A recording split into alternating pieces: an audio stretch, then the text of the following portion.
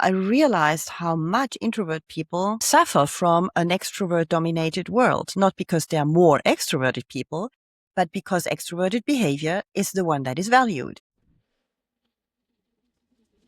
Greetings and welcome to the Beyond Fluency podcast Conversation Club. Today I am joined by Ulrike Seminati, a coach of people who are more introverted in communication in the corporate world. Ulrike, welcome. Thank you very much for having me. Pleasure to be with you. I'm really happy to have you here today because this is a challenge for so many people when it comes to communication and being able to present themselves in a second language. Why don't we get started by you sharing a little bit about your background and how you got to where you are today? Yeah, so actually I have a very classic corporate world career behind me. I started as an assistant and then went through different stages, climbed up the whole career ladder, ended up as a C-level executive in the pharmaceutical industry. But I think what's interesting, especially for your audience in my career, is that I'm of German origin. I left Germany when I was 24 years old. So I just worked 1 year in Germany and went to France. And obviously my French level was okay-ish in written shape and form, speaking, understanding when people speak fast and you have the feeling they speak super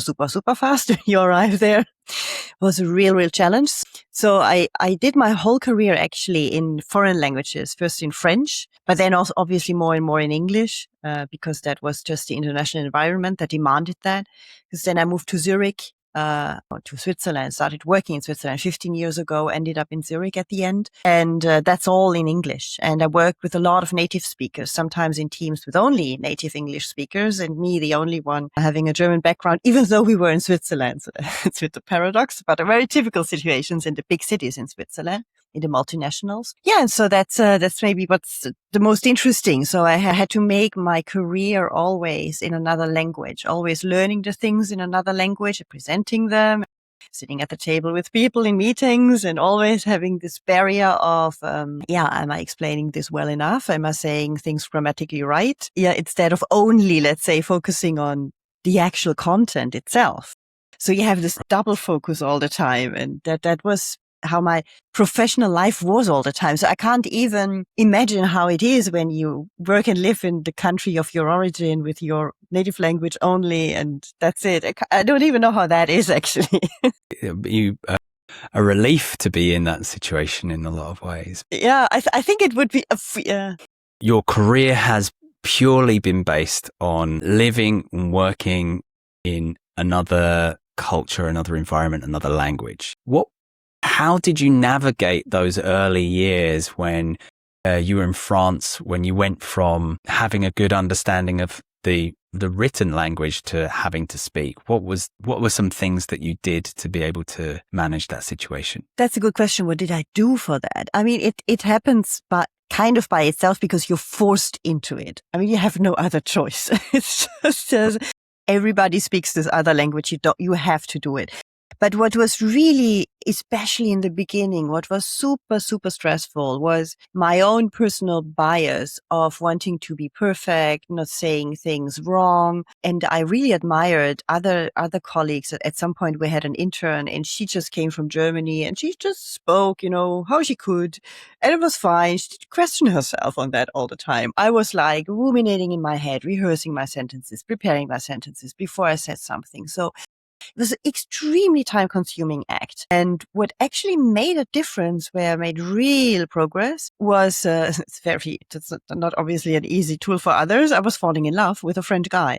So that was helping a lot, because that obviously helped me then to speak French in private. And what I realized is, as long as you don't speak a language in private, you will never master it at a level that is anywhere near to it. So my English, for example, works well here, but when I have a private evening with people, I very quickly come to my limits in terms of vocabulary. Because in private, you have so many endless topics which you could address and endless words. True. Whereas in the workplace, it's pretty limited, actually. So after a few months, you have it, kind of the vocabulary. But that helped me most because suddenly in my private life, I started speaking a bit more freely, a bit less ruminating, less thinking about it. And that helped me also to speak in front of others. Now, I think that the biggest So what I would say, the biggest obstacle that you have in this situation is your own bias, your own level of expectations that you have towards yourself. Wanting it to be, to not look stupid because you say it not in the right way, to make grammar mistakes and just, letting go these thoughts, just thinking differently, thinking rather like, hey, I speak another language to someone who might not even speak any other second language. So actually I'm already doing something exceptional here. So, instead of pulling yourself downwards and saying, oh, I don't speak their language as I should or as perfectly as I should in my own eyes. And I think this is an important let go, to change that perspective and really coming from, hey, I speak this other language. Is this person speaking my language as well or not well as I do theirs? No, probably not. So why being so critical with yourself? Just try. And actually what I realized, in France, it's a bit different because French people are very, they're not very tolerant towards mistakes you could make in their language. Okay. What I always experienced with... I wouldn't know. Yeah, exactly. So that is another challenge. it depends really on the culture you're in. When I started working in English with native speakers, they are very, very tolerant. It was always, I was much more critical to myself than anyone of those guys ever was with me. If I was excusing for a mistake or not finding the right word, they were always immediately, very helpful, saying like, hey, English is great. That's not an issue. And so that was very, very different, actually. And I think that makes a big difference because that's how you evolve in that place with more or less stress. It's a bit less stressful, obviously, when you know that the others are not stumbling over every single word that was not exactly the right one because they will even correct you in front of others. That's what French people do. Right. Okay. English natives, I haven't experienced that at all, ever. It was always a very, very tolerant atmosphere in terms of language. Probably because English natives are much more used to having other people, so many people who are non-native English speakers speaking English, which is not the case for French or also Italian people, for example, have a different attitude towards that, I guess. Yeah, I think in my experience, the Italians are they're very aware of the fact that there aren't many places in the world that speak Italian. And so if you are making an effort, then they will try and help you through the situation. Mm-hmm. Mm-hmm. I think a lot of the time, and English people are definitely guilty of doing the same thing, they forget who they're talking to. So they can hear you struggling through Italian, but they continue to talk to you as if they were talking to another native speaker. And I think a lot of people, when they don't understand the difficulties that people have with a second language, will tend to do that. And I've certainly met plenty of English people who will continue to use the same language that they speak to their friends, to their family, to other native speakers, with someone who is from another country. And it's just the assumption, oh, they must understand me. So, yeah, it depends who you get, I think, a lot of the time. Yeah, that's right. Hello there. So you're liking what you're hearing and seeing? Don't forget to like and subscribe. Let's get back to the episode.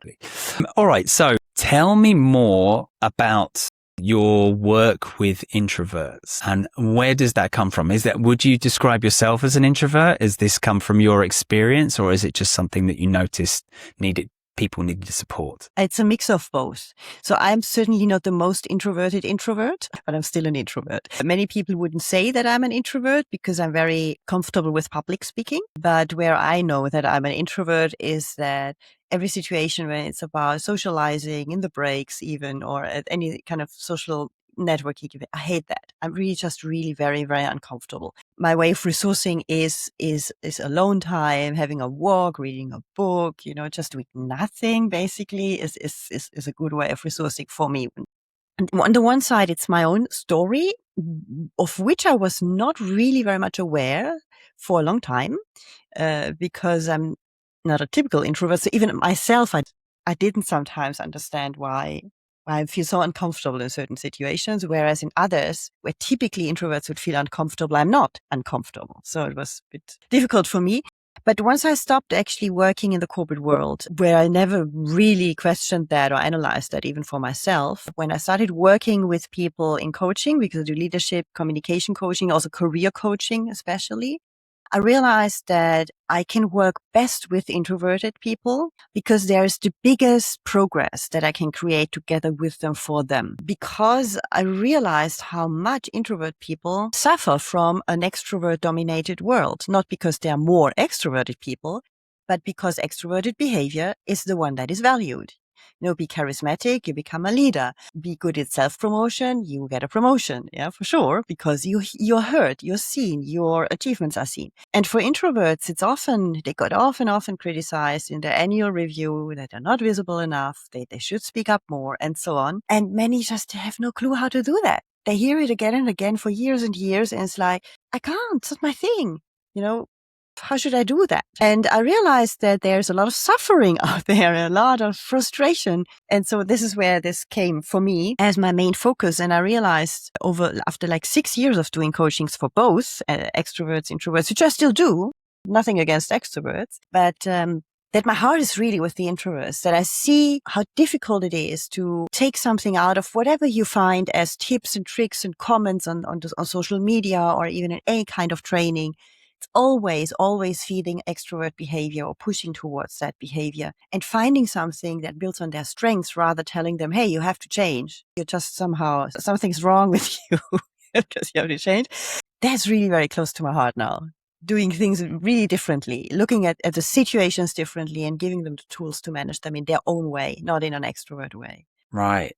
Yeah. Well, I very much relate to what you were saying about being introverted in some ways, but not in others. I believe they've termed it as an ambivert. It's where it depends on the situation that you're in and how comfortable you feel. Depends on whether you're able to display more extroverted or more introverted traits. But behind that, the way that you recharge is more in alone time and quietly. So it's closer to being introverted. And that's how I feel, right? Being on camera, being in front of people, presenting, no problem.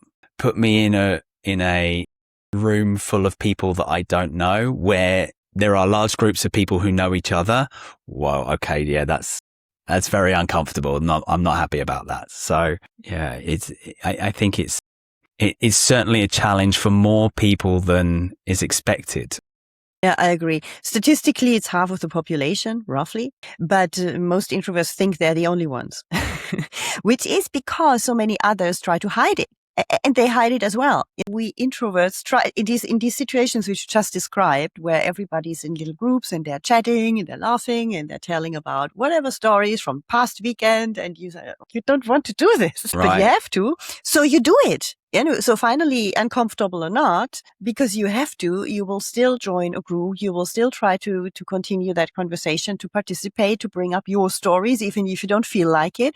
And that's what nearly everybody tries to do. So you have the feeling everybody is fine with that except me. Whereas if you really observe that, which is a great strength, by the way, of introverts, using much more your observation power and to read between the lines and to see what's not being said, actually, you'll realize that many people are actually uncomfortable and they try to play a role. They try to fake extrovertism and they're not really in their own skin right now. And that you're not the only one, because statistically it's half of the people. Some studies even say it's even more than half of the people who rather have introvert traits. And so you can be sure that 1 out of 2 is in the same situation like you, as uncomfortable as you in exactly that moment. You're not alone. So I think that's really your first insight. I'm not weird. I'm not alone. Many others feel the same. They just do like me. They fake it. I like you used the term fake it, like fake it till you make it is something that I hear a lot. Why do you think this is? Like, why are we faking it? Is it because there's an expectation of being a certain way? What do you think is the motives with that? Yeah, I think it's the expectation. Now, it's not in all cultures like that. In the Western culture, it's very much like that. If you go to Japan, for example, introvertism is very much valued. The way of being thoughtful, not answering quickly, but really thinking it through, being analytical. All of this is very much valued in certain Eastern cultures. But in the Western world, especially in the US, for example, is an extremely extroverted culture. So it's all about showing off, and that's nothing bad in that culture. In other cultures, is something bad, showing off. But usually in Western countries, it's not. So it's a cultural thing that we think that it has to be like that. Even the image of a great leader is usually always the charismatic person, the person who comes into a room and they fill the room just with their presence. That's this kind of thing. And that's what we think is a great leader, which is a great leader. I don't say it's not. It's just not the only way of being a great leader. Right. It's a version of a great leader. And this version is the version that we value. We think that also in corporations, I worked myself in a lot of different companies and across industries, it's everywhere the same. And also the client companies I have, everywhere the same. The loudest person, the person who comes up with a lot of input, is being seen as an expert because it is visible. And I think it has to do with the fact that people don't have time to look at what the calmer, quiet people actually do. They don't have time to look at that, because to look at that, you would need to take time to maybe have a one-on-one discussion with that person, which they don't take. So they just take what they see, what is the obvious thing. And that is the person who speaks up at any time, at any given time, and who are able to say, hey, I did that. And I was great. I was leading this project and we achieved this. And because of me, introverts will never say that. And so they stay very much under the radar. And I think it's a cultural thing. We're just corporate cultures all over the place, especially international big corporations, are all made of exactly that same ingredients, which is all about speaking up, showing yourself, showing your competencies. It's important. It's somehow as if this means having ambition means showing your competencies. As if you're not showing them actively, you don't have ambition, or you're someone who has no ideas or no input to deliver. And I think this is I don't think it is a huge misconception, obviously, but that's how this world is wired. And that's why introverts struggle so much. Understood. We'd love to know what you think. So leave us a comment and we promise to reply. When you're working with someone who's facing these difficulties, what do you do with them? How do you plan? How do you help them through it? Is it about acceptance of who they are and leaning into it? Or is it preparing them to be more that way and how to manage the situation? So for me, what's super important is that they get seen and valued without compromising who they are. So, which doesn't mean that you don't have to take little actions still. Yeah, you have to take little actions for sure, but not fake something or not doing steps where you don't feel like yourself anymore. So the first thing is really to embrace that you are an introvert. And what does that actually mean? Instead of looking at what you don't have, look at what you have and what extroverts do not have. So really understanding your strengths. Most oftentimes they're in the areas of listening, analyzing deeply, seeing things that extroverts don't see because they're occupied by speaking. So they don't see things going on in silence in a room, and not taking this for granted. Like, yeah, but that's nothing. No, it's not nothing. You see what actually is happening. What's the underlying issue? What is maybe a silent conflict going on between two colleagues? And how can you then step in more strategically? So I help them to literally choose their battles and not to try to speak as much as they can, to just speak more, whatever that means, but to very wisely choose the topics you want to address and the moment you want to speak up and prepare that, because that's another strength of introverts: preparation, proper preparation. What's the topic of the meeting? Who is there? What are they interested in? What are potential conflicts between these people? Conflicts of interest on this topic. What is your knowledge? Really being very analytical about this, and then having a very concrete action that you take. One. I think the word one is probably the most important one. One sentence you want to say. Yeah. One single topic you want to address. One single stakeholder you want to speak to at a networking event. Not 10, not the whole group, not the whole room. One person, one conversation. Yeah. To really have this very focused way of being, which is a natural strength and which is not overloading your system by needing to do all and being everywhere, which you can't and which feels totally unnatural. But this one thing is different, because a deeper conversation will fit you better than 10 superficial ones. These kind of things. They're really looking into something that fits you, and that is a strategic approach when it comes to also your career, or maybe you want to be the project lead for a project that is coming up in a few months. How can you be visible without loudly speaking about your achievements every single day? It's really working strategically. Who is the decision maker? What is this person interested in? How can you help them to get what they want with your help? And do this one thing. Is there one thing you can say if ever you meet them in an elevator, or if ever you have the chance to be the first one in the meeting room alone with them? These moments, not missing these one moment as well. And saying then one sentence, just one, which you have prepared. You're ready to deliver it. And that makes a difference. It's about little things. And I see that even if it sounds simple, many introverts never do it because they think it's not enough. Whereas it's like a puzzle piece, one piece at a time, not 10 at a time. Can you imagine it like that? You cannot put 10 puzzle pieces at the same place at the same time. No way. So you take one, you put it in the right place. And when you have done that, you take the next one. And it's completely fine. And at some point, the puzzle is finished and you will make your next step. You will be seen as maybe as a quiet but very reliable expert who knows what you talk about. You're talking about your level of expertise is recognized. And these kind of achievements actually are important.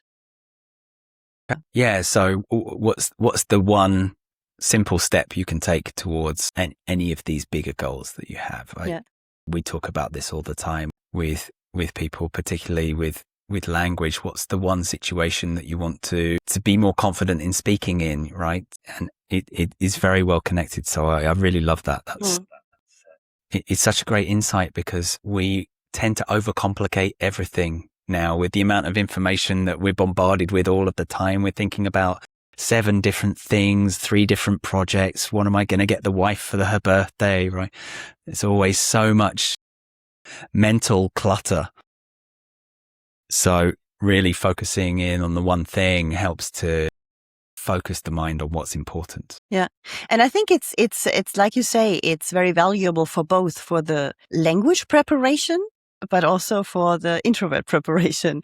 Imagine you have an upcoming meeting tomorrow. It's an important meeting. The topic is this and that. It's a broad topic, most likely, or a topic with a lot of depth. There's a lot of different elements in this topic. And you can go in by just wanting to contribute whenever you can, but then you don't because you ruminate and rehearse your sentence. First of all, because of your language, because you need to get the perfect English sentence in your head before you speak. Right. If you're an introvert, you're very likely to do that even more than any extrovert will do. And the content as such also, the quality of your contribution needs to also be at a certain level. So you will not say anything actually. So better, you see that meeting, you see that topic, prepare one element.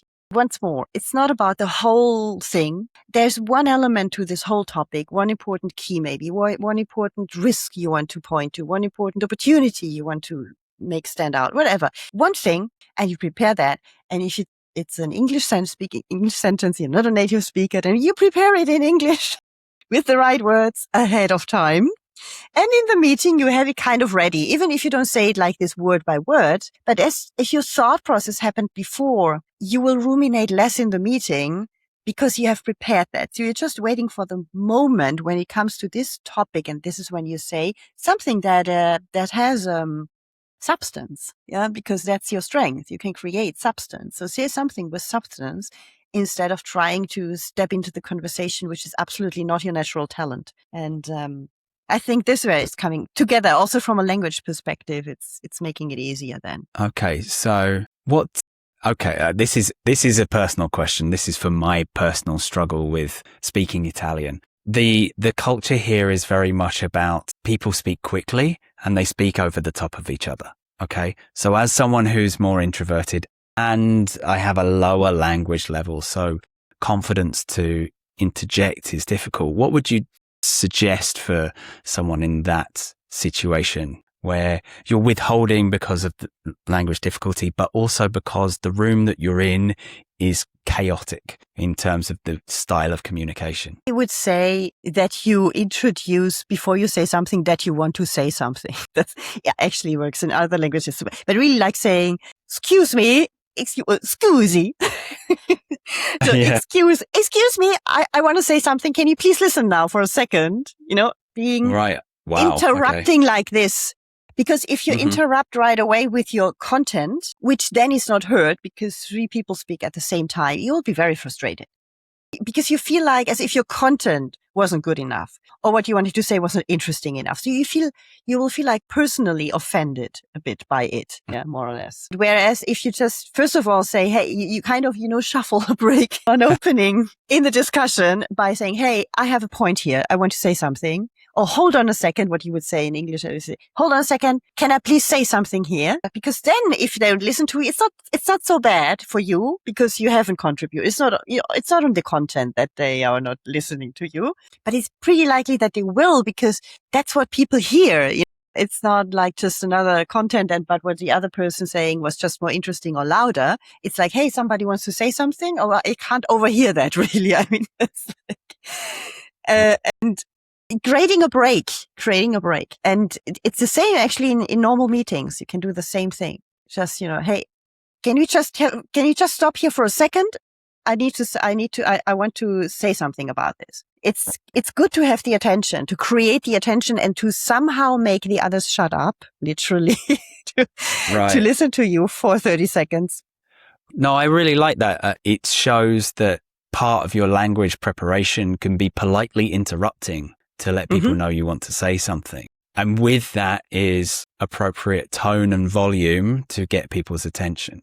And usually when it's coming from someone who is less talkative or more quiet, if you're able to deliver that, excuse me, with a little bit of assertiveness, you're going to command the room. You're going to create the presence. Yeah. So yeah, exactly. I really like, I'll try it. Yeah.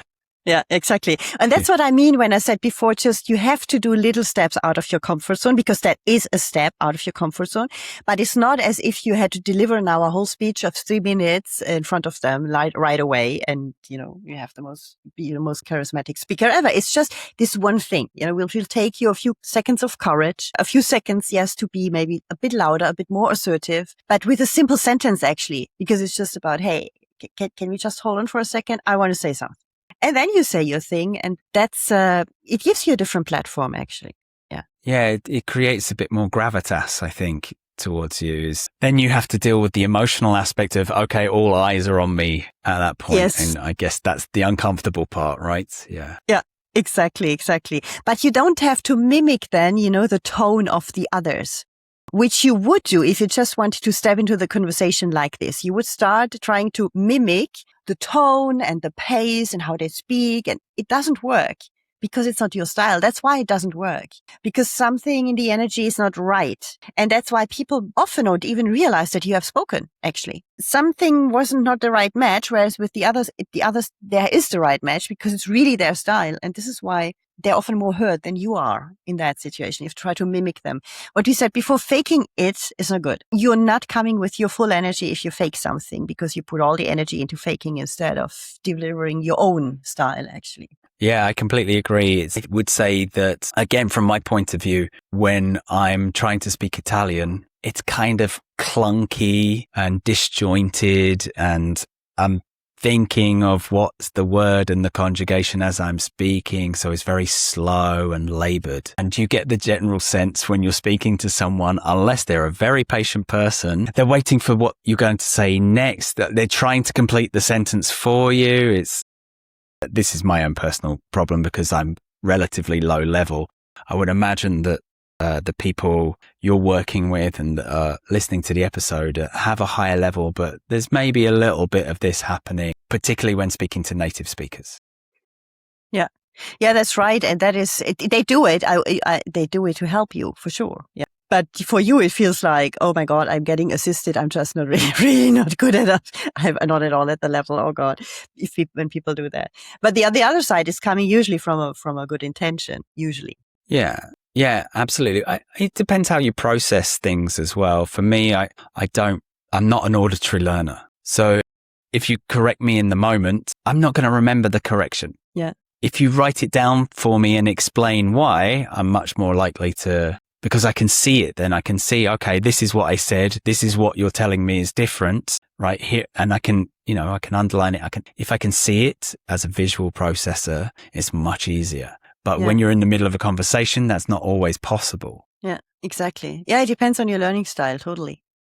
Hello. Hope you're enjoying the episode. If you haven't already, please hit the like and subscribe button to get updated for all the new episodes that we put out.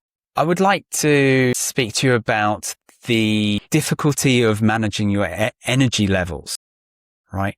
Because for introverts, social interactions are quite draining generally. And so do you have any advice for how to be able to manage energy levels, especially if you're in networking events or in meetings and, you have to be there and so therefore be focused and engaged? Yeah. Take time for yourself here and there without feeling guilty, without rushing that alone time, even if it's 2 minutes. But take these 2 minutes. Like, for example, if you're at a networking evening, which takes, 3 hours. 3 hours is really long. It's really very, very, very draining. And what we mostly do, except when we go to the toilet quickly, even at the toilet, you meet people or you queue in front of the toilet. So you still have to socialize there. It's never ending kind of. You can't escape. You feel like you can't escape, but yes, you can always escape. Take that time when you feel like it's really getting too much. Step out, go out of the building, go in front of the building. If people are smoking, don't stand with them. Just go a few meters away, take a little walk, only 2 minutes or 5, but do that. Because this time, don't take your phone with you. Don't check anything. Be completely contentless, let's say. Just go out. Let your mind wander wherever it wants to wander. Don't prepare anything. Just have this, I breathe, yeah, and I'm alone for 1 minute, 2 or 5, whatever you can kind of afford. Not rushing it and trying to be in the moment, not thinking, oh, what have to I do next and who I have to speak to now. And try to just, listen to what you can hear. If it's the noise of cars because you're on a busy street, then listen to that. If you're lucky enough and you have birds singing out there or whatever, there's waterfalls, great. It will calm you easier than the cars. But it doesn't matter. Just focus on something that has nothing to do with the networking situation. For example, noise is a good thing. Smells might be a thing which you can have there. Putting your eye on something interesting. Looking upwards. If you're in a big city, we never look upwards. Yeah, we see what's on our eye level. Look at the 5th floor. What's up there right now? Just doing and let your mind wander. It's just about doing something else. And you will see when you come back, you are resourced already. You have resources maybe for another hour of draining conversations. And if you need to do it again, you do it again. But usually people in general, extroverts don't need that, but introverts don't take this alone time because they feel like I have to do more. I have to stay in the room. I have to do the maximum I can because I'm already not networking enough. So I have to do whatever I can to kind of integrate here. And yes, you can do that in the time where you are there. Still, I would still recommend focus on one conversation, one person, or you have done a break, you finish your conversation because the conversation will finish at some point if you have the luck to create one that is meaningful. Then go out, then come back and you will see what comes up for you. And using that even in your working day is very, very useful because very often we do a coffee break, we go to the coffee area, but we meet other people there. It's the same thing. You meet them in the floor, another casual conversation, which looks like nothing bad, but still draining. You have no alone time. You need alone time. Go into an empty meeting room for 2 minutes, if you find one. If you pass by an empty space, even if it's this little cabin, which you find in open space offices sometimes where you can have a call, sit down there, but without your computer, without your mobile phone, just relax. Or you take your mobile phone just that it looks like as if you were doing something, but don't do anything. Just sit there and breathe and do it. Do it several times a day because these minutes exist if you search for them. You just certainly don't take them deliberately because you think you can't. But it's crucial to keep your energy level up. Absolutely crucial. Not being drained in the afternoon.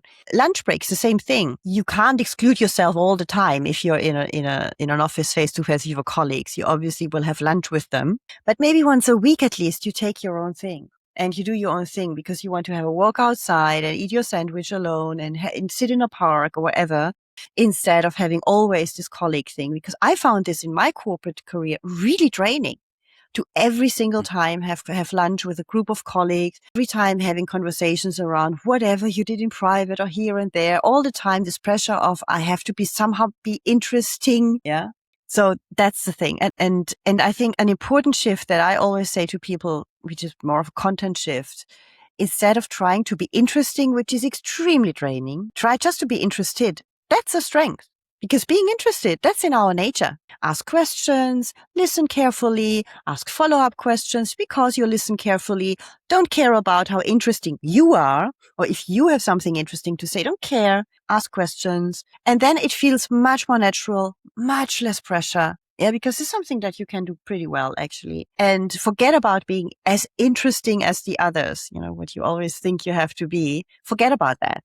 And it will come in more natural. People will get into a conversation with you because you ask questions. People love being asked questions. And you will suddenly feel more valuable yourself. And that changes the perception of the situation. It makes it much less stressful, actually. I love that last bit.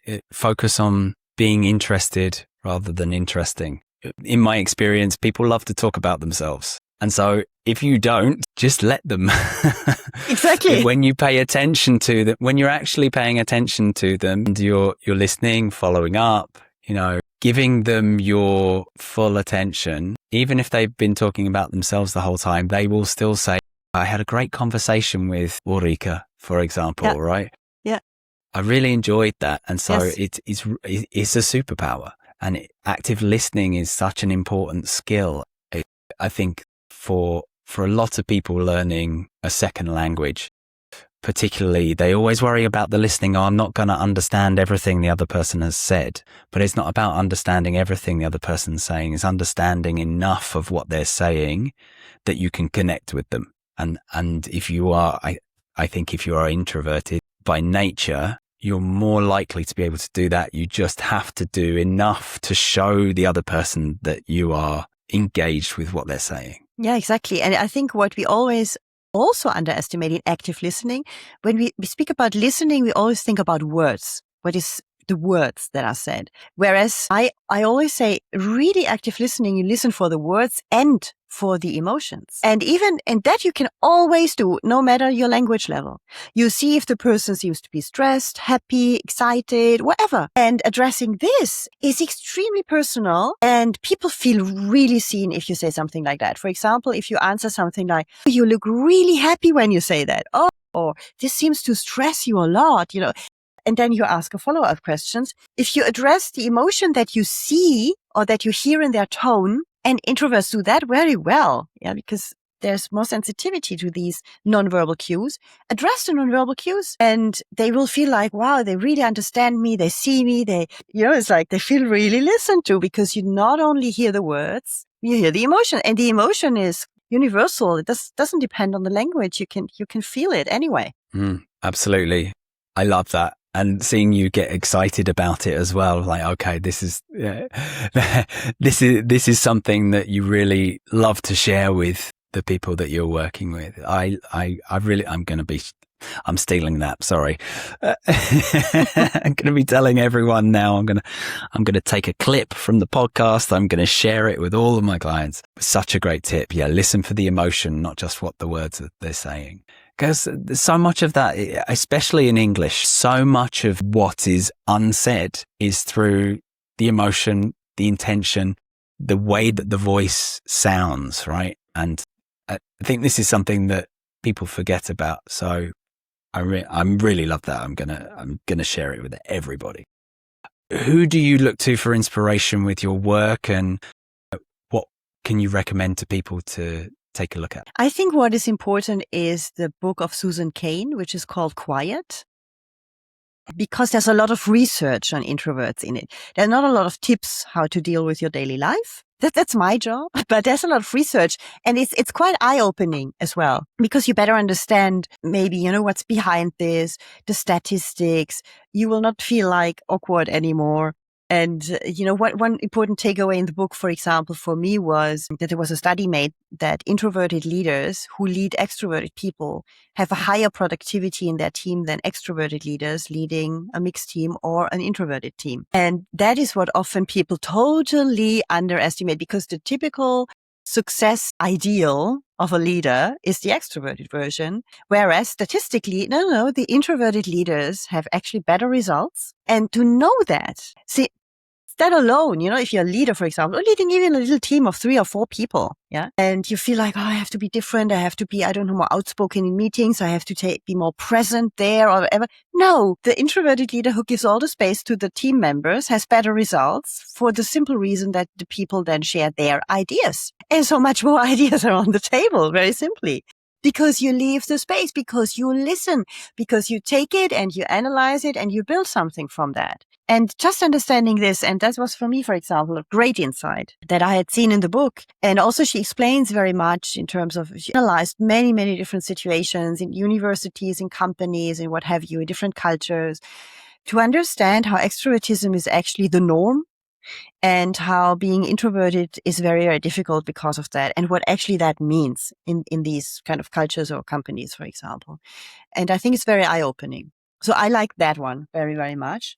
But then the rest, I actually use what I see with people, because I work with a lot of introverted people, but not only, I also work with extroverted people. So I see the differences in how they tackle situations, in how they struggle with situations, especially as I'm working also as a career coach, where you have to promote yourself suddenly. Yeah, if you lose your work, you have to promote yourself. There's no other choice. And for introverts, that is the biggest stretch ever.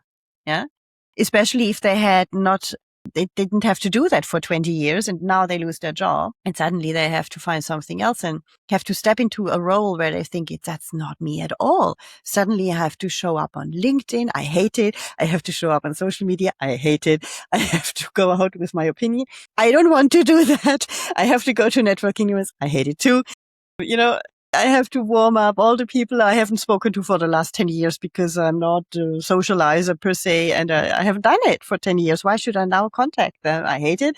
So, there's a lot of obstacles that you face suddenly. And so I see that in my daily work, and I really help them, to choose their battles, because if not, it's total overwhelm, super frustrating, and people get they lose hope actually, that they can manage the situation very quickly because it's just too much. Yeah, that's how. It's so take it so from. overwhelming, right? Yeah, absolutely, fantastic. Well, Ulrike, if people want to follow you, find more information about your work, where's the best place for them to find you? The easiest, which will never change, is my LinkedIn profile. You just type my name, Ulrike Seminati. You can also go on my website, ulrikeseminati.com, and on both you can find, if you click on visit my website on LinkedIn, or you go on my website directly and you tap the For Individuals tab, I propose a free masterclass of 50 minutes where we go into how to be seen, valued, and promoted without compromising who you are. We're going through the typical painful situations and looking into these. So if they want to do that, I'd be very pleased to watch the masterclass whenever they want. You don't have to be interactive, okay? I say that right away because introverts don't like that. No interaction. You can listen to it whenever you want in your own corner and you think about it and no pressure. It's just to be done at your own pace. Fantastic. All right. So I will be leaving links to all of those in the show notes below. Mm-hmm. Something I like to do with the guests on the show is to ask you to give us a final thought or some words of wisdoms to leave the audience with today. I would say really value what you already do, but actively value quality over quantity. You are the quality person.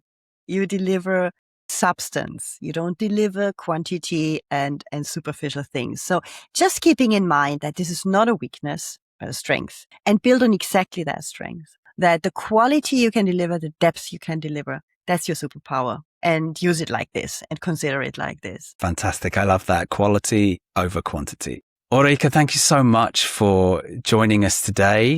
And it's been an absolute pleasure. I'd love to follow up with you again at some point in the future. Thanks for having me, Liam. It was a pleasure to discuss about all of this. You're welcome. And thank you for watching/listening. See you all next time for the Conversation Club.